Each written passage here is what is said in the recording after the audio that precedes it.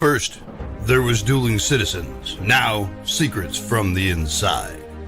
Author Greg Meekin nails it again. Introducing Secrets from the Inside Radio Show. Raw, unscripted, uncensored, uncanceled. Secrets from the Inside starts now.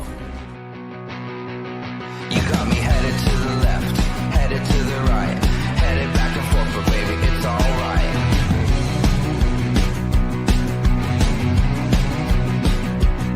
You got me going to the east, going to the west, going up and down, cause baby, you know best.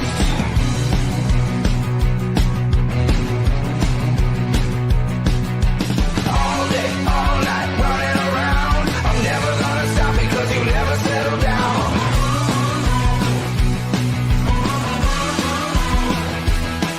Got me shooting into space, flying at the sun. I'm never coming back, cause baby, you're the one.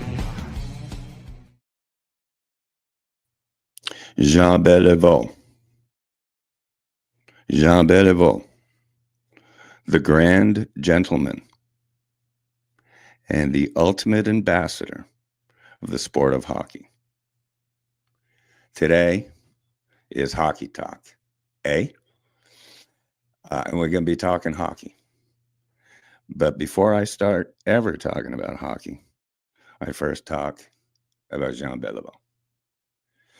To all the youngsters out there and the younger generation and everybody out there with matching hockey socks and sweaters, to all you guys, to all you kids, you Gen Zs, you Alphas, you betas, the B generation, little kids, barely born. You just, anytime you need any guidance or love in life, or you ever want to feel good about life, or you ever want to see if there's any good left in life, you just look up Jean Beliveau. You just look him up. And yes, he has 17 championship rings. Guys don't make it to the top without doing really, really big things. They're really good at what they've done. Okay? So when we talk today about the Jean Believeaus, and goodness gracious, those Wayne Gretzky's of the world and stuff, younger guys like Wayne Gretzky. It's all about hockey. And hockey is all about fatherhood and mentorship and family and moms, hockey moms, amazing hockey moms and hockey dads. You're gonna meet another hockey dad here real shortly. I'm probably going to bring him in sooner than later because he's way younger than me and he's better looking than me and all that stuff. His name's Sean Chalk, and you'll love this guy. Same thing, kind of conversation like Beliveau. Yeah, there are good guys left in the world. And you're looking at one right now on the camera, on the screen. Always laughs. Let me take a quick second. That is a tribute to Jean Beliveau. Jean Beliveau was a friend of mine. I've known him for over 20 years. Deeply, deeply blessed to know both Monsieur Beliveau and his wonderful, wonderful wife, who I keep in touch with to this day, Elise Beliveau. For all the old hockey guys out there, they're going to listen to this, especially when it's shared and replatformed. For all you old hockey guys out there, Madame Elise Beliveau is doing really well. She's 92. She's going to be 93 in February. Speak with her often on the phone. There she is. Wow. Thank you, Val Olson. I'll be talking to you shortly here. Val Olson, our facilitator. Elise Beliveau on the screen here. Wonderful photo.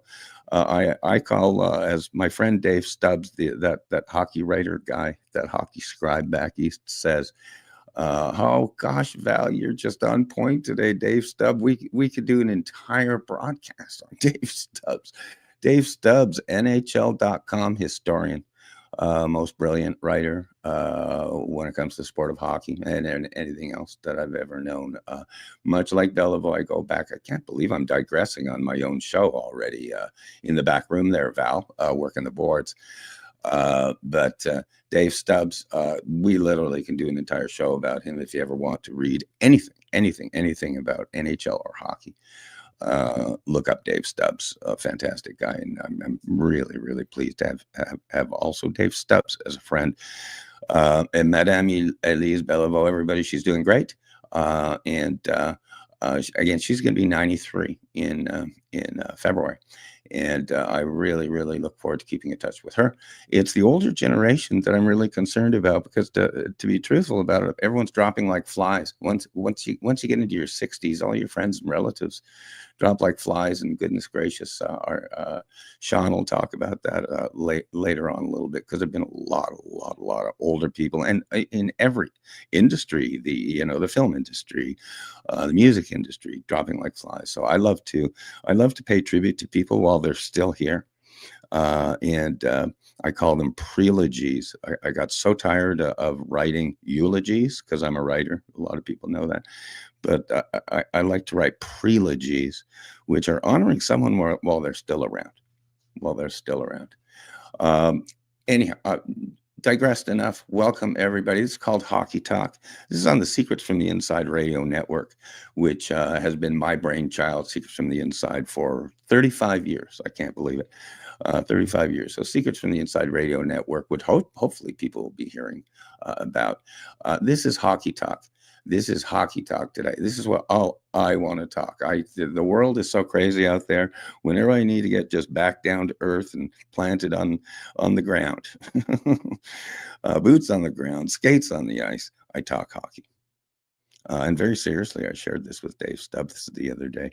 I said, whenever I was kind of down or stressed in life, which many folks out there have been, and any entrepreneur is, and goodness, anyone involved in hockey, can have their stress days, or whenever I'm feeling down or having a tough week or whatever, what I would do is I just go back to my roots. Seriously, my roots in Montreal. I would call Jean Beliveau. He was the dad I never had. I would call my friends at Dorval High School. I'd call Dave Stubbs. And for some reason, and maybe even not Montreal, Art Sutherland from out west in Vancouver, BC. Oh my goodness. Mr. Ice builds all the ice for the Olympics since basically Lake Placid. But I go back to my roots, and this is what this show is. This show is back to my roots, hockey, to the Wayne Gretzky's of the world, to John Belivau's of the world, to the Sean Chalks of the world. This won't be a place that you get a lot of wonky statistics and up-to-date scores and stuff. This will be a little bit of old and new. Old being the person who's on camera right now, right here with my Jean Beliveau, mandatory Jean Beliveau autographed hat everywhere I go, and my referee's jersey, because I like to start the fight. And then mitigate it, instigate it. That's the way a lot of my writing is out there, stuff I've published. So it's anyhow. I'm not going to digress any further. I want to introduce my guest and Hockey Talk. This show on the Secrets from the Inside Radio Network. It's real cool, but we're going to have segments, and this segment is going to be one in a million. The gentleman who's coming on, he's become a dear friend. His name's Sean Chalk, and that's spelled, for closed captioning, ShawnChaulk. And Sean will be, and hopefully down the road, long term, will be hosting a segment called, ironically, Chalk Talk. Chalk Talk with Sean Chalk. I'm going to get him up on the screen. I give my Canadian dual citizen apologies. I'm sorry for taking up so much time to begin the show. But as Val will, our producer, our facilitator, as Sean, as anyone who knows me, knows that on my radio show, my shows are not a democracy, since it's on everyone's word out there. My shows are not a democracy. They're a dictatorship. And Greg Meekin is the dictator. So I dictate.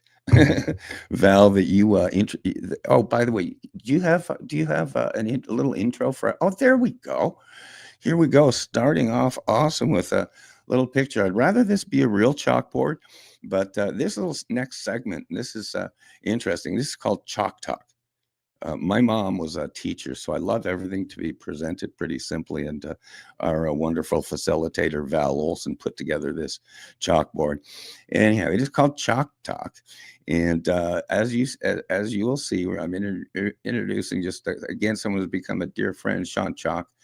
He'll be chatting a lot today about a lot of stuff, and a lot of stuff hockey, a lot of stuff Wayne Gretzky, a lot of stuff Edmonton Oilers, but it's Chalk Talk, and I'll be bringing him in a second. Oh, by the way, I wanted Val to make sure she put it up like a blackboard, okay, a real simple blackboard, like, oh, I don't know, first, maybe second grade tops, and I wanted her to bring it in and do that so that even my friends in Toronto can understand it. Even my Maple Leafs friends, yeah, they'll be able to understand it too. Chalk, come on up on the screen. Come out of the studio here. Oh my God, Sean Chalk, ladies and gentlemen, I'm relaxed already. Before we even start, oh God, look at that jersey, Sean. You're off. It's to die for, and I know there's more than that. But before we start. On Secrets from the Inside Radio, and there's dozens of shows. This is actually episode 0029, like Ken Dryden, 0029 on my network right now. But what you will see is Secrets from the Inside. The before coming on the show as a guest, you got to tell a secret. That's the ticket. That's the access pass. So I'm going to ask Sean for a secret. And I think he's got two today. One quick one regarding your jersey, and then another good one. I'm going to turn this over to you, and Val, go ahead. You can go put Sean on full screen right now. We need to see this dude. He's awesome. You're a rock star, Sean Chalk. You're a rock star. Come on, painting a picture that doesn't exist. Thanks for having me, Greg. I'm looking forward to having some fun today. But yeah, my first secret about this jersey, I guess, a couple things. First of all, it stinks. The jersey is 35 years old, and I swear to God, it smells like it just came off the player's back. And then the player, this was Peter Driscoll's game-worn 1979-80 jersey. And, it was bought through the jersey collecting networks. What makes it special for me, two things. It was the Oilers' inaugural year, of course. Peter Driscoll was part of the Wayne Gretzky trade with Eddie Mio. But the most important part is that this is the one jersey that in all of my years collecting, and in the hundreds and hundreds of jerseys I've owned, this is the one that my wife sourced out and found and bought as a gift for me. So it's one of those keepers kind of things. Stink or no stink, I'll wear it. Great secret. What's your next secret? You got a great one here.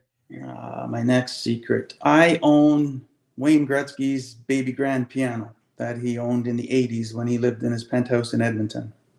My kids play it to this day. So not many people know that about. But yeah, we've had that. The secret is, how did you acquire it? You're just what you won't say right now is the gentleman in front of you here right now, Sean Chalk, is the #1 memorabilia collector of Wayne Gretzky authentic merchandise in the world. Correct me if I'm wrong. Yeah, no, I've been labeled that, not by myself. No, you bought you bought a car from him, and then you resold the car back to him. Yeah, so I'm gonna have to I was gonna tell, if I ever chat with Wayne next, I'm gonna tell him I might have to give him my first book about how to buy a car. It's called Secrets from the Inside. Because anyway, but you the grand piano. Tell the story, because you had last year, as a matter of fact, Sean, last year you shared this.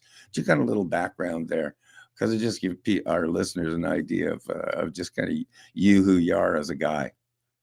Yeah, well, you actually alluded to the car thing. So years ago, I got a phone call from a guy in Edmonton who now we're friends, but he introduced himself as Wayne's former business manager and business partner to some degree during the 80s in Edmonton. And he owned Wayne's Mercedes convertible, and was wondering if I wanted to buy it.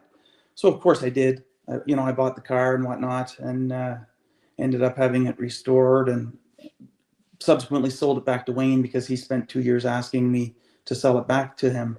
So I eventually gave in and sold it back to him. But a couple of years later, we were building our house, our dream home, and we had a loft in the house built for a piano because our kids all took piano lessons and played. So we wanted to have our own piano. And at a time when we were literally just about to start the search for a piano, my phone rings again. And it's Ian, the fellow I mentioned. And he says, Sean, he says, you've been to my place. He says, I have Wayne's baby grand piano in my condo here. My wife and I are retiring and, dialing it back a bit. And we're moving into a new place and we don't have the space for it. You interested in buying a baby grand piano? And I was like, bang, perfect timing. We were looking for a piano and talked to Tanya about it, my wife, and it's like, yeah, we'll gladly buy that piano. So a week later, the piano shows up at the door, and it's to this day sits in our loft, and our daughter still plays it a couple times a week for us. It's a beautiful thing. Sean, whenever we chat, these are great stories, but it always comes back down to family. And talk just a little bit. Just let folks know, because again, I definitely want this to be. It's a pilot program, if you will. It's a pilot show for future shows and or segments called Hockey Talk and or Chalk Talk. Tell us tell us about Sean here. Tell us speaking of family and stuff. Give us an idea and take a few minutes. Just who is Sean Chalk? We all get an idea just from this previous monologue that you're a rock and rolling guy behind the scenes in hockey, eh? But tell us who you are. Talk about your family a little bit, because before we get into kind of the hockey stuff. But tell us who you are. Talk about Tanya and your kids, and just take a couple of minutes. Take as much time as you need. Yeah, well, I moved out. I live in Alberta, northern Alberta, Fort McMurray. I moved here in 1980 with my family, like a lot of Easterners did. We came from Newfoundland. My dad had a job out west, and we made the move, and we settled in here. And upon moving to Alberta, the timing 1980 was at a time the Oilers were coming into the league, and I decided that if we were making a fresh start in Alberta, I was going to make a fresh start and pick a new hockey team, and they were going to be the Edmonton Oilers, and that started my my love affair with the Oilers and with hockey, really. I grew up here, went to college here, had a fantastic career here, started my businesses here, and we're still here. I met my wife, Tanya, while playing hockey down east, and we've been married 21 years now. We have 3 kids. Spencer, who's 20 years old. He's a pilot. He flies charter planes all around northern Alberta, northern Saskatchewan, and is doing well early in his career. Our daughter Maria is 17 and in her final year of high school, and she's going off this summer, I guess, down to Edmonton to take some programming at the University Grant MacEwan in policing and forensics is where her interest lies. And our youngest, Phoenix, is only 12 years old, and he's still really busy being a boy. And played hockey a couple of years. He skis, and now he's playing winter baseball. So, we're busy. We're a busy family, chasing kids and doing family things, and just really enjoying life as a dad and as a family person. It all comes down to that, man, family. And that's what I love about hockey, and I love about all hockey guys is we're all about family. We're just in the end, we're just hockey dads. We can hear it and with you here, of course, just in introducing yourself. Talk to me a little bit, Sean. Talk to me a little bit about I'm going to call it one issue, but I know it's a big one. Okay. In the hockey industry. But I do want to talk memorabilia with you here in a little bit too. But talk to me about one thing. And again, take 4 or 5 minutes. I want to talk about the generations. The one thing Jean Beliveau would diplomatically say is that he would look at some of the young kids and think they're pretty spoiled. You know, and that there's a different generation amongst the younger generation. There is, I won't quote it because I haven't had permission, but there was an NHL guy that said, and he was from the old days of the Montreal Canadiens, and he had said the thing about young players today, some of the young NHL players today, is they're a bunch of spoiled millionaires who don't respect the game. Okay. So I just want to, again, take 4 or 5 minutes, take your time. I want to ask you about the generation, which is, you got my generation, which is basically original 6. I'm the old guy. I'm the old guys, and there are going to be a bunch of people who listen to this broadcast. Original 6 are guys in the 60s, 70s, 80s. We have you, Sean, who's a Gen X, and I call the newer generation. You're the 1980s Edmonton Oilers. With a gentleman named Gretzky and some of the other guys, that good skater named Paul Coffey and all those boys. And then we got the younger generations, and then of course the kids that are coming up, literally the ones that are playing youth hockey. Talk to me a little bit, and mainly, where is the world going from here with those generations? Do you see positives? Do you see growth? Do you see a bunch of spoiled little brats that don't respect the game? Go ahead, Sean. Well, that's an interesting topic for sure, because like everything in the world, things change a great deal from generation to generation, and a lot happens in a generation. A generation is a short time, but in some aspects, like technology, for example, it's a long time. A lot happens in a generation. And when you look at hockey has changed so much over the years. And I mean every aspect of the game, from the money that people made, for example, back in the 40s and 50s, 60s, it was a job. It was a great job, but it was still just a job. The guys didn't make very big salaries. Most of them had to go back and work the farms and take jobs in the off season selling cars and things like that. So they weren't, paid to the scale that, the following generations were. And that changed and progressively increased as time went on to when you get to today. The guys, before they ever put on their first NHL jersey, they're millionaires. And even if not through the game, sometimes through endorsement deals and other things that they've got on the go through the business of hockey and what it's become. So just, the salary piece alone is a whole topic of discussion and what's happened there. But even if you go back and you look at, in the 50s, how the players were treated and things in terms of transportation, they were taking trains and had to find their own places and things like that, getting to the rink.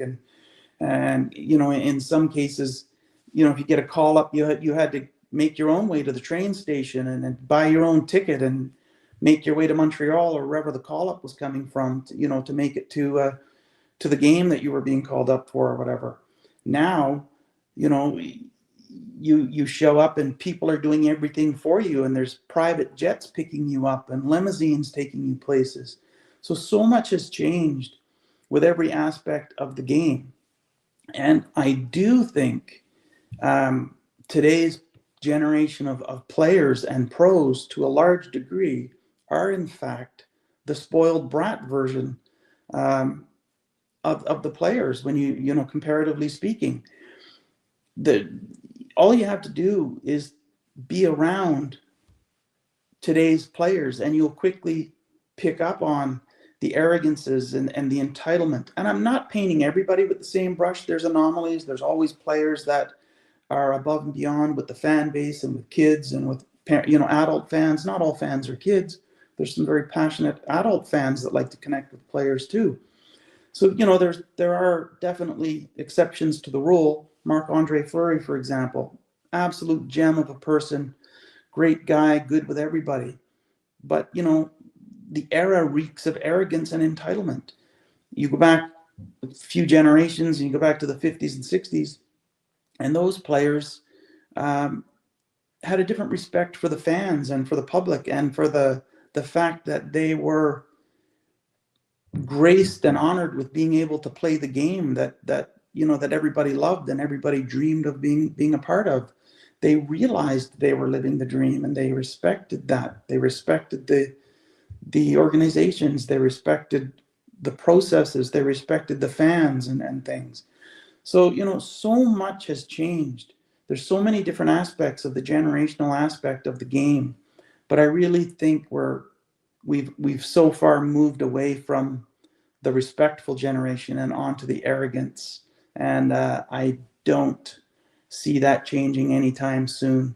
The game is too business oriented. It's too um, it's too business focused. It's all about money. All about money. Every aspect of it, from the league to sponsorship to the ownership to the players and to the agents and to the memorabilia. It's all money, money, money, money in business. There's it's just taken a whole different route. It's definitely not as enjoyable, really, to be a part of. And if you're appreciating and seeing the game from those angles. Those are my thoughts on it. I just think an awful lot has changed, and I think it was better That's 40, 50 years ago. Do you know how many collective hearts you're breaking in saying that? Because indeed, so many people are saying, well, where are we going in life from here? Is there a fix? Will things turn around? I'll always stay glasses half full, Sean. Always, and say no. There will always be parts of generations and society in general where we are moving forward in a positive manner, and there's a wave of, as I say, 1950s handshake world coming back because of social media.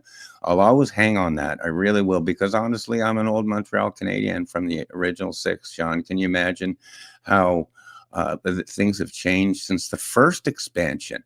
Hello?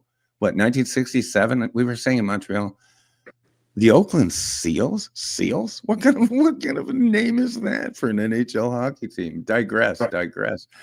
But the sad thing is, can we turn it around? And all I would say is do what we can do. If we can go down to the local ice rink and be a coach, if we can mentor, if we can be dads, if we can jump on social media. And if anything, I always put hope in the younger generations, alphas. Alphas are 15, 16 years old and younger.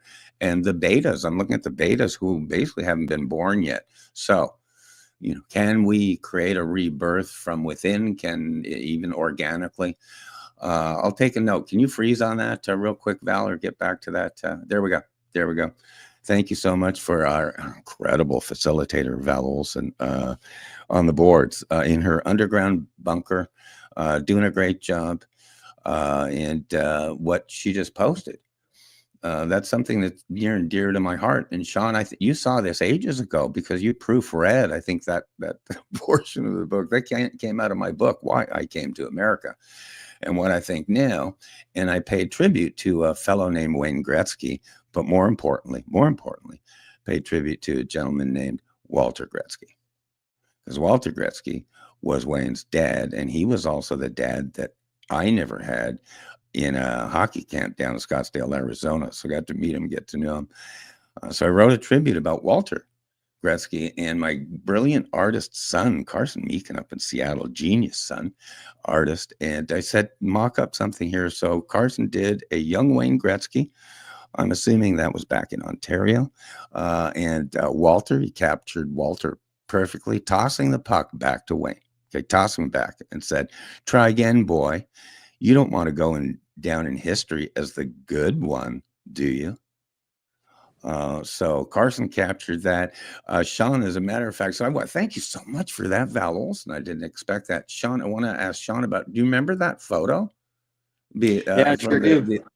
Do you think that captured Walter? And take a quick minute, anyways, just on that theme from Heavenly. The name of the photo was Heavenly Hockey Dad because it was after Walter had passed. Right. I don't know. You can do a split screen, Sean, and the Val with Sean and the photo Heavenly Hockey Dad. But either way, go ahead, comment on that. And Mr. Walter Gretzky, Sean. It's a great photo that you know it's a fantastic job, that cartoon. It really struck a nerve with me. But you know, Wayne was the hockey dad. You know, he's the hockey dad of hockey dads kind of thing, and he was a great person. But I don't think he ever pushed his kids or Wayne like some parents do. You know, I think he was more encouraging and leading. I don't think he ever pushed Wayne, you know, really hard. I think he was just very supportive, very encouraging, the way it should be. He was, you know, I met Walter multiple times, spent a fair bit of time with him. Wonderful man. He was a wonderful hockey dad. He's a legend, really. But, you know, getting back to, you know, the push and hockey dads and things like that, I don't think we're going to change where hockey has gone and the generational thing we spoke to a little while ago. I mean, I've coached hockey up until this year and coached U13, U11 age groups of kids. And at the house league level, hockey is still very, very grassroots. You know, there's still a lot of fun to the game. There's still a lot of eagerness to learn. The kids are all smiles and things. The parents, for the most part, at least in my experience, were phenomenal.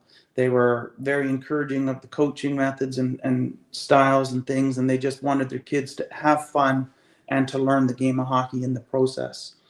So, you know, I think at that level, hockey is still very grassroots, very Canadiana, very much the way it should be.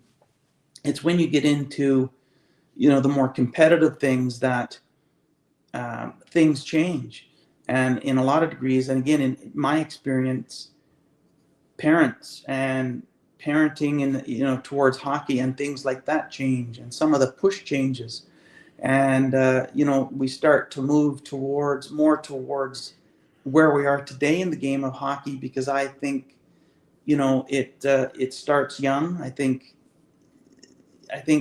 we're instilling the wrong things in our kids early on these days, and we're making the business of hockey and the competitiveness of hockey a little bit too focal early on. You know, if kids want to excel at hockey and do good at hockey, they're going to anyway. The push doesn't really have to be there. They're going to go there if they want it. So, or if they're capable and it's their dream, they'll go there. Let them find their way. Sean, a quick question. Again, it's amazing. We scheduled this for an hour, and I think I had said to you in pre-show, good luck with that, right? Good luck with that. Even to this moment, there is so much video, photos, stories, and stuff that could be packed into this show. Again, you won't read the scores from last night's game here. You're going to hear the inside scoops. You're going to hear the secrets, Sean, the secrets from the inside. I want to talk real quick before, and then I'm going to take a quick break and do some housekeeping, but talk a little bit about what you do as Hockeyman 99, being the collector, the memorabilia dude. Okay. Everybody on social media and everybody I've seen goes to you, Sean, for authentication, appraisals, etc., for obviously Gretzky stuff. Once again here, Sean, take 4 or 5 minutes, take your time, just catch the audience up on your memorabilia world, and from a practical sense, what you actually do on social media. He's got an amazing page. Go ahead. Yeah, well, on social media, I've got, you know, a couple of Facebook groups primarily. One of them is called Wayne Gretzky, and it has creeping up on 35,000 members now. And then I also help moderate a couple of other groups, Wayne Gretzky Collecting and Wayne Gretzky Honest Collectors and Wayne Gretzky Card Collecting, things like that, a whole bunch of different takes on the hobby connected to Wayne and his memorabilia. But yeah, I mean, through the years of collecting at the scale I did, you you get a lot of knowledge along the way, a lot of knowledge on autographs, a lot of knowledge on memorabilia, and game worn memorabilia, on authenticating jerseys and sticks and equipment and things like that. So people tend to start, to want to come to you and ask advice on things like that. So I do, through my Facebook pages, spend a lot of time authenticating autographs and authenticating memorabilia for collectors, because sadly, for every collector out there that's honest and legitimate and in it for the right reasons, there's a scammer. And that's the one negative thing that technology has given us, is there are scammers everywhere taking advantage of people. So, we also try really, really, really hard to weed out the scammers in our groups, and to make sure honest collectors don't get taken by these people. So, I probably sometimes 10, 20 a day, quick requests for, hey, is this autograph authentic? What can you tell me about this piece of equipment? I'm thinking of buying this. What do you think the value is? What should I pay? So, I do a lot of that, and do it all for free. It's all part of the hobby. It's part of the enjoyment of the hobby. It literally takes me a split second to respond, and as long as I can fit it in my day, and as long as I'm enjoying it, I'll continue to do it, because it's just part of growing the hobby and growing the knowledge, and sharing that information and knowledge base I've built up. No, harbor it. We might as well share it. What you're not saying is you're the only go-to guy, Sean. Everyone's what I couldn't believe in following your work. It's really only been a couple of years here, but in following your work, I couldn't believe how many forgeries and scammers there are. So I'm going to let's go live radio, which this is, and I'm going to actually test your knowledge here. Okay, we're going to do this live on the air, my friend. If I get my camera, I'm going to have you authenticate a signature. Okay, live, never been done before. Oh, look, you see, I got your attention here. It's like you're ready to get out of the penalty box and jump on the ice, dude. Okay, so let me do this right. Okay, let's make sure I get it right. I'm not really good with the camera. Okay. That's good. Talk to me about that. Okay, who's the signature, and why do you know it's authentic? See, live on the air. I love it. Go ahead. Well, it's a Wayne Gretzky autograph, and it's a more modern version of his autographs. And the one thing about Wayne's autograph, and I have timelines of it, it has changed dramatically, because he's been signing autographs since he was a teenager, and he still signs them today. And the autograph has changed dramatically over the years. Now, when you look at autographs in general, you're looking for the consistencies, the formation of the letters, and how one letter connects to the other letter, and things like that, the spacing between the first and the second name, and things like that. But one thing about Wayne's autograph is that, since he was a rookie, he always puts his number notation, the 99 there. And the one thing about Wayne, when he writes 99, the second 9 is always bigger than the first 9. And if you've seen anything where he actually handwrites 1999, each 9 will get bigger as it moves down the line. So that's one of the first things you look for, is the formation of the 9s, and whether or not the second 9 is bigger than the first 9. And then you look for the line that he puts under the 99, always there. There's a couple of variations of how he does that. But basically, you're just looking for, what era is it from, and what's the consistency with the letter formation and the 9s. Those are the key things. There are others, but I can tell at a glance, typically. I rarely have to look close. So there you go. Welcome to Secrets from the Inside, live on air. Okay, what era would you take that signature from? Second test. What year? If you just threw it against the wall. Post-career. 2004. There you go. Yeah. That was signed at in Scottsdale, Arizona, at the Gretzky camp. And so if you question that signature, I would say, Well, he was right there, Sean. He signed it. So Very it cool. just There's the hat. how cool is that? You had you probably won't remember. Well, you will. We did 1 year ago. We did a full. It was like a 2 hour. It was at the time Twitter Spaces, which was actually kind of the first hockey talk. But I had you appraise on air the jersey that's behind me. Hmm. And I told you what it was, and it had the real signature, like you just saw on the hat. And you appraised it on the air. What kind of number would you throw on that right now? I don't remember what it was at the time because the market changes. Oh, I know. But right now, if it's a pro model Gretzky CCM jersey, with a valid autograph, you're easily looking at $2,500 kind of thing. Nice, Yeah. nice. You had hit it at $2,000 sight unseen. So it looks like for the first time in the world, there's no inflation. It's grown in value $500 in a year. How about that? How about that?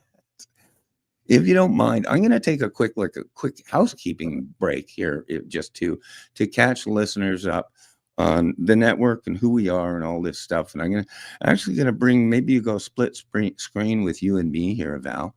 I'm going to bring up Val Olson, our facilitator behind the scenes in the underground bunker, safe and sound, doing the boards. The person in the back control room.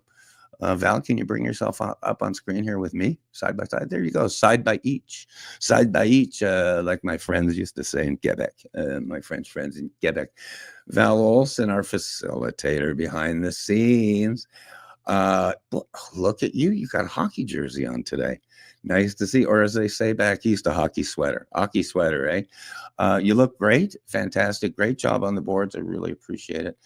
And if you would, just to kind of catch everybody up and clarify kind of who our network is. Sure, it's been Hockey Talk. Sure, it's been two of the greatest old guys in the world, Sean Chalk and me talking. But if you would take a quick minute and tell everyone kind of formally who the network is, what the show is today, blah, blah. Go ahead and take your time. Take your time. Stay split screen here. But it's nice to see a great job behind the scenes today.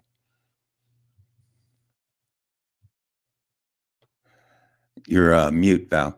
You're mute. Look at that. You haven't been on air today. Yeah. There's always one mandatory mute button of the day. And can you believe it? You Well, are I the mute have button to of the take a day. minute now that I have the microphone. Let me take a minute and talk about the radio network we are platforming today. Secrets from the Inside has been a media and publishing brand for over 3 decades. It launched in 1991 with Greg Meekin's first book, Secrets from the Inside: How to Buy a New Car Below Dealer Cost. In 2025, the Secrets from the Inside franchise will be featured mainly in print and on live stream radio, just like today's show. On radio, Greg Meekin dives into today's crucial issues, including military and law enforcement, fatherhood and mentorship, managing the generations, and most importantly, hockey. Anyone out there who would like to participate or partner with this exciting brand in 2025 is encouraged to contact Greg Meekin directly. His email address is gregmeekin2020@gmail.com. And he is one of the few people out there who actually returns his calls and emails. Beautifully done. Beautifully done, Val Olson. Isn't that great? Focus on the last line, though. He's one of the few people in the world that returns their calls and emails. Okay, to anyone in the younger generation out there right now listening, please return your calls and emails. Okay, even my kids. Okay, just gonna say it. And texts. Thank you so much for that. I really do tip of my cap to you, Val. You've kind of been, you're a radio broadcaster. So that's what you usually do. You're on the mic producing your own shows and stuff, but you were kind enough to facilitate this show, helping out an old baby boomer. You are a Gen X female, 43-year-old, awesome broadcaster, working the boards behind the scenes, and I really appreciate it. We'll get back to Sean here, but I want to thank you personally. I really do, for your help, not only behind the scenes, but in the last couple of years of broadcasting. And I love the hockey jersey, or as they say back east, a sweater. Don't tell You know, anyone, but yeah, those are the colors of the Montreal Canadiens, but don't tell anyone. We'll get back to Sean here and we'll introduce kind of part two a little bit, part two of Hockey Talk. Hey, great job, Val. Fantastic. Sean Chalk. Oh, I love it. Don't you love the blackboard? Sean, I Awesome. love the blackboard. Is that the line of the show? The blackboard's there so that even people from Toronto can understand it. Talk a little bit about Toronto. Okay, seriously, Sean. We did a show last year, and it's on my YouTube channel, which is Greg Meekin. My YouTube channel is from last year, and it was a full 2-year show. But there were some great clips. There were probably a dozen or more clips on YouTube. But one of the clips, and this was live, you started talking pretty seriously and stuff, and then you just kind of trashed the Toronto Maple Leafs as you were speaking. And I said, wait a minute, hold on, because I had never met anyone who trashed the Leafs more than me. That was a video clip. But talk to me a little bit about that, okay? Take a minute or so. Take as long as you want, Sean. Take as long as you want trashing the Leafs. Go ahead. It's funny. I hold my arms when I talk about the Leafs. You know, I get in fight or flight mode. But the Leafs are so easy to hate. You know, they're just it's too easy. You know, they make it easy. Their fans make it easy. And I mean, probably secretly, I don't hate them. I just really love making fun of them and their woes and their sensitive fans. I mean, my mom is a Leafs fan, my brother is a Leafs fan, my grandfather was a Leafs fan, and half of the people I know are Leafs fans, it seems. So, you know, I just really enjoy having fun with it and hating on the Leafs, and I've become very good at it. So, you know, people, I swear, I flood my Facebook with the hate, and I swear people think if they think I'm serious, they must think I'm a real jerk. Yes. Well, that's the thing about Canadians, Montreal and Toronto. Are you kidding me? Are you kidding me? But that's in the fun days. We're allowed to trash each other, you know, and then head off to the tavern for a beer after the game. Yeah, exactly. Exactly. But on the Leafs, though, it's funny. Everybody, this is like a rite of passage, is trashing the Leafs. Anyone, and the full disclosure here of Toronto. I got so many friends from Toronto and still do, and I do this whenever I trash the Leafs. It's for them. I mean, I got millionaire buddies in downtown Toronto, right? And so I'll do that for them. But yes, it's so easy to do that. But what's also nice, honestly, is staying lighthearted. I just say Canadians, no matter what. We know that all Canadians are funnier than Americans. That's like a fact. Just go through the comedians, no question. And Canadians don't take things as seriously, whatever. But I always used to say that the one thing about especially older Canadian guys, the first thing you do when you meet each other, even after years, first thing you do is trash each other, right? Before you shake hands, right? Hey, how's your wife and my kids, right? Right. And then you get into your conversation and you all have a laugh, but you're able to be lighthearted about everything. If there's anything, honestly, in life, and I'll take your comment on this, Sean, because I went on a bit of a rant there, but I'll take your comment on this. Maybe as far as just being lighthearted or positive or bringing humor into life a little bit. There's a lot of negativity out in the world right now. It's a crazy, crazy world. And again, you, Canadian guy, have a great sense of humor. So give me a quick, just a couple minutes on that. Any comments? Well, you know, you only get one shot at life, and life has enough crap in it to deal with that. If you don't have fun with the good stuff, and even sometimes with the bad stuff, you know, it can be a pretty miserable existence. So you have to take every opportunity to enjoy the moment, make fun of the moment, share a laugh. I'm really lucky because my wife is extremely funny. She has this dry wit about her that's unbelievable. Our daughter, same thing, and both boys. Everyone in my family is a comedian in their own right. Lots of dry wit, lots of humor, lots of laughs in our house. And, you know, I think that's really important, not only at home, but in life, at work. You have to be able to laugh. You have to be able to share some fun with the people around you. So, you know, Do you think Get it? Americans are more serious? I always used to say when I came down here in 1983, fresh out of Quebec, I say, Yeah. dude, you Americans, you're really serious. All you cops and stuff, I told Mark Lamb this, Sheriff Mark Lamb down here, American cops always seem ready to tackle someone, or maybe shoot someone. And I said, dude, up in Canada, we didn't care. I've been in Canada for so many years, but do you think Americans are more serious or less humor? Seriously, because you've known a bunch of us. I've never really thought about that, but definitely more serious. They don't apologize near as much as us Canadians. Sorry about that. Sorry about that. Yeah, sorry, excuse me, sorry. Um, you know, yeah, I mean, I have a lot of really good American friends, a lot of really good people I know down there, and a lot of really great people in the hobby that are American, and I truly respect and love. But through my travels and things, yeah, I can honestly say I feel that more like in the streets, I think Americans aren't as friendly and aren't as funny and humorous and I don't know what it is or why, but yeah, there's definitely a difference. Definitely a difference It's funny. across the border. It's funny you say that because on my buddy Jim Jerome, Jungle Jim Jerome, his Oh, podcast, yeah, awesome. awesome guy. The Suspendables with Jim Jerome, aka Jungle Jim Jerome. Yep.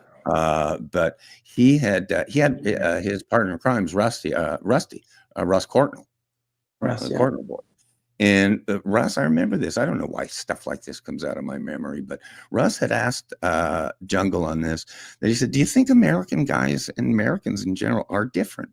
Is there a difference? Because he's obviously played in the NHL on both sides of the border, great hockey player, but he kind of asked that question, and kind of plug to Jungle Jim Jerome, if you don't mind too, because we're going to be, I can't believe it, how quick the time goes here.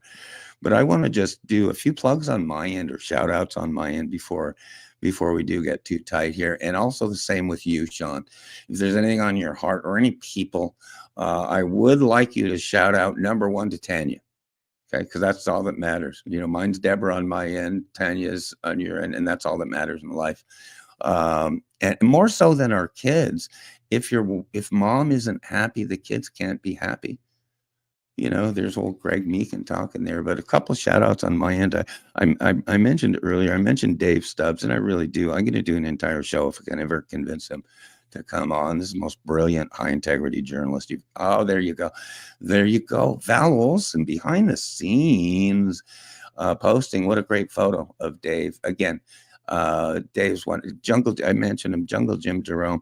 If anyone wants to laugh their butt off, just listen to Jungle Jim Jerome. I met him, Sean, this will be familiar with you. I first met Jim Jerome. I didn't know him from Adam, being back in Montreal, but in 2004 in the camp, the Gretzky camp, you went to camp, but in 2005, right? The year after. Correct, and that's where I met Jim as well. There you go. And as Gretzky said, this is what I love. This is Canadian humor. Okay, what Gretzky said, when Jim Jerome, he was the craziest comedian I'd ever met. I'll tell the joke that he first said to me on mic, but it might be a family show someday. Okay, you know what? Here, back to Gretzky. You know what Gretzky said when Jerome finished after a long segment, which was great. I don't know if he did this in 2005 with you, Sean. But Jim Jerome went to all 70 campers and trashed them, each of them. And he came to me. I'll tell you that sometime. But had something to do with my wedding day. Anyhow, but a couple of others too. I wanted to Dave and to Jim Jerome. I wanted to as well. Just going back to that camp in 2004 when I built Bremerton my ice arena up in Seattle. I got just so much attention and stuff. And Jean Beliveau, Wayne Gretzky and stuff. Beliveau, there's a photo from the front, the Gazette. Thank you, Val. Man, there's a photo from the Montreal Gazette, story by Dave Stubbs, and was April, I can't believe it, 2003. I had just blessed to have spent the whole in the afternoon with Beliveau. But shout out there. Shout out to Phil Esposito, who at that time, and feel free to kind of take notes here, Sean, because you know all these guys. You have stories, tons of stories about all these guys. Shout out to Phil Esposito, Espo. I just love him. I followed him forever. But we talked at the same Gretzky camp over cigars and cocktails and stuff. And what I loved about Espo, he was a hockey guy, but more so, he was an entrepreneur, a visionary, and a real estate guy. He, and correct me on this, Sean, but he basically from the ground up built the Tampa Bay Lightning. As a brand, as a product, including the stadium. So shout out to him. The camp was just amazing. Paul Coffey, and I don't think I have a photo of Paul Coffey, was just amazing. Paul created Paul Coffey. He created the biggest Paul Coffey fan in the history of the world, and it was Deborah Meekin, my wife, who got to watch him skate live in Coyote Stadium. And she said, what a beautiful skater. He's the greatest skater I've ever seen in my life, Paul Coffey. So anyhow, Paul will forever have a fan in Deborah Meekin. All those guys, Kirk Mueller, and you remember Danny Gare. Danny Gare, these are some names that younger people don't know, but what the nicest guy in the world. Danny, I haven't talked to him for a while, but just wanted to shout him out. Back to you here. That's just kind of the shout outs that I wanted to get on the air, other than to my wonderful wife, Deborah, and my kids, my 3 boys. But Sean, take a minute, name drop here a little bit, just kind of like I did, whatever. I just cannot believe when I talk to you, the people that you've known. Go ahead, and again, take 5 minutes, 10 minutes, whatever. It's really nice to have you here today, man. Yeah, it's a good way to finish up, actually, talking about people that have influenced us in some way or left an impression. Well, you said first thing. I mean, I wouldn't have done all the things I did in the hobby without Tanya's support.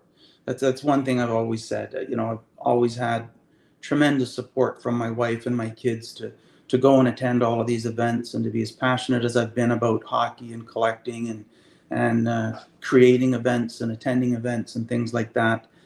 She goes to the door 5 to 10 times a week and answers to take my courier packages and my shipments from the couriers, just everything she's ever done. So, my first shout out is definitely to Tanya and the kids. They've always been in full support of me living this foolish dream of collecting and enjoying the game of hockey.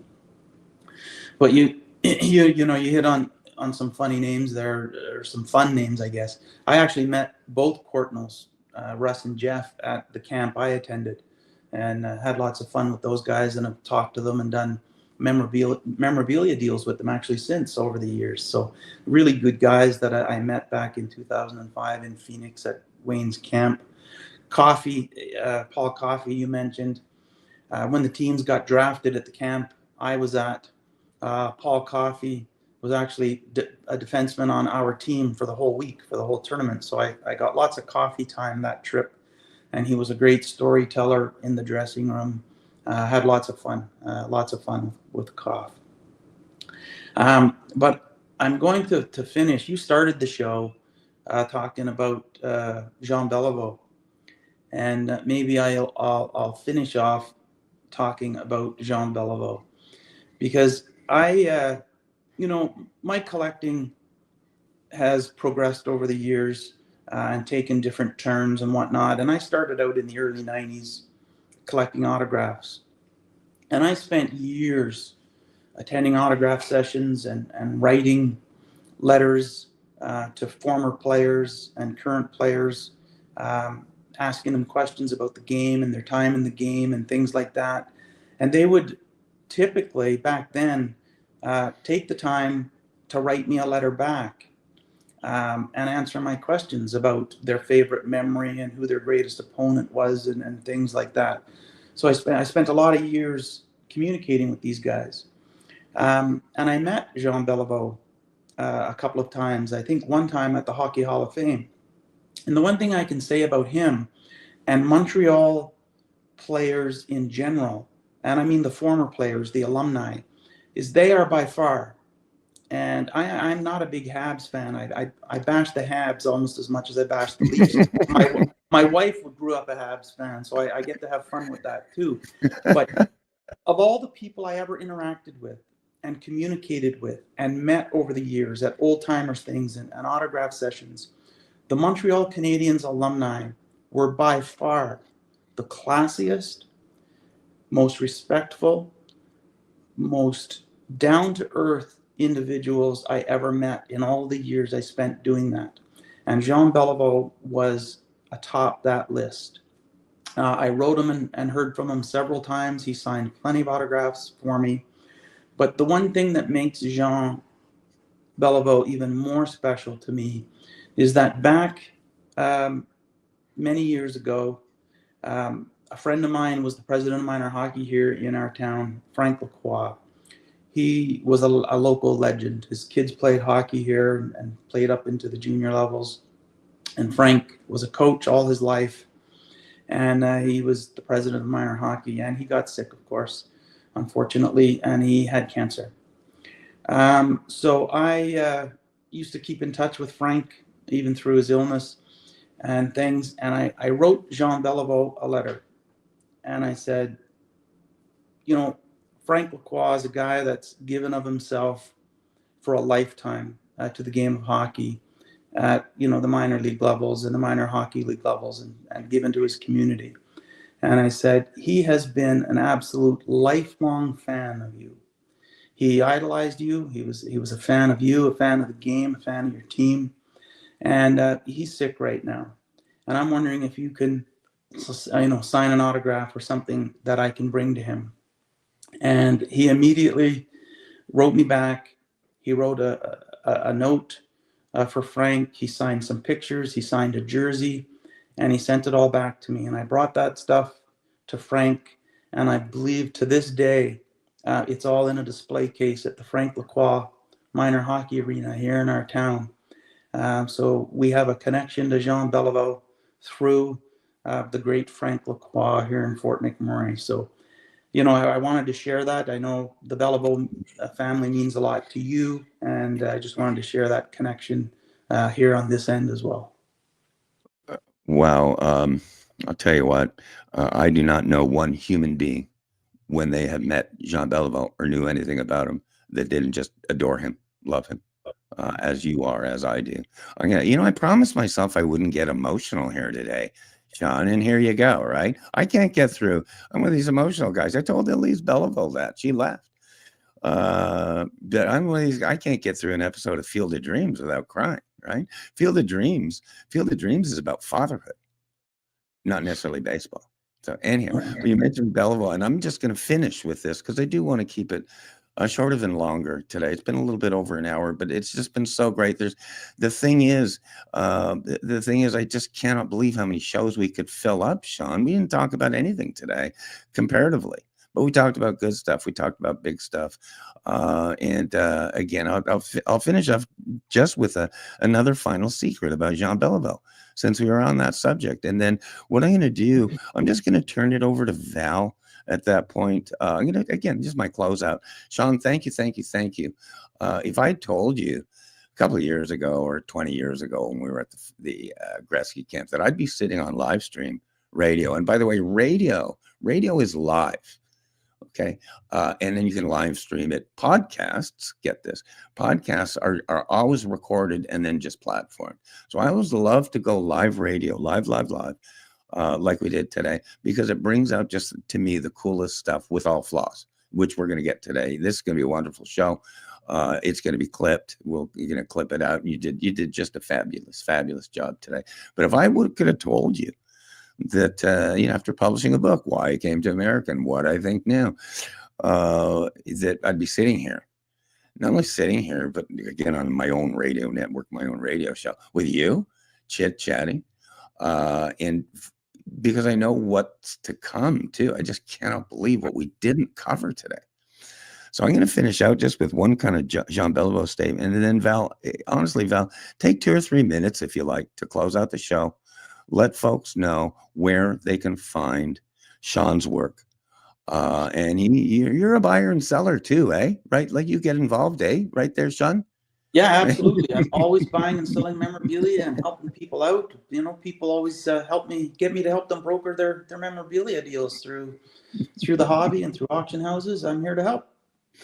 There you go. And you know what? Bottom line, you're really good at what you do. You're the best at what you do. Guys don't become the top, and you, in your case, you are the top memorabilia and collector guy of Wayne Gretzky in the world. And again, welcome to Hockey Talk on Secrets from the Inside Radio Network, man. This is what it's all about. Or all about, as my folks up in Canada say.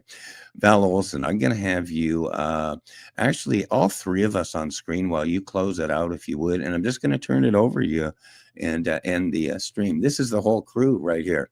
This is the whole crew. What was weird about today's show, do you realize that I was outnumbered for the first time? We got two people from Alberta. And we got one little guy from Arizona. Val's a hybrid in that she lives, let's say, most of the time in Arizona. But we got two Albertans and one Quebecer. And here you go. Talk about a variety there. Val Olsen, deepest thanks. Sean Chalk for Chalk Talk. Deepest thanks. And Val Olsen, let's keep all of us on screen here. Just take a minute or two, relax, close out the show in any way you like, but also please let everybody know where they can find Sean's work and my work, okay? Thank you, everybody, and thank you out there. This is going to go to a bunch of peeps, okay? It's going to go to a bunch of peeps. You might even, Val, imagine this, but before you finish up, you might want to go to the Secrets from the Inside network in general, just because we've gone out to so many countries and blah, blah, blah, been in obviously broadcasting for a couple of years. So do your awesome extras here. And thank you, Sean. Val, love the hockey jersey, okay? You look like a little gal from like Boston, Montreal in 1970s there. Good for you. And thank you, Sean. Go ahead, Val. It's an honor just to listen to you both today and to wear the hockey jersey. As Sean was just talking about hockey today and what it's like for parents, and we're raising the next generation, and so it all comes back to sportsmanship. So I just so appreciated what both of you touched on today. And it's not just about hockey, right? It's about raising kids and the next generation. So I love that as a mom. So thank you both. And I do want to close out the show and let you know where you can find these gentlemen's work. Greg, of course, is on gregmeekin.com. For a limited time only, you can get his book for $5 instantly right to your inbox. So really simple, gregmeekin.com, or you can go on Amazon as well. And Sean Chalk manages two Facebook groups, Wayne Gretzky and Hockeyman99. Please join these groups. And if you love hockey, you'll love these Facebook groups. Sean is also on Instagram. You can find him at Hockeyman99. So, and when it comes to a hockey jersey, they look best with a turtleneck. My thought is that everyone should wear their hockey jerseys with a turtleneck. So just a tip for everybody who's going to throw their jersey on. Thanks, everyone. That's Secrets from the Inside Radio Network, 0029. It's Hockey Talk.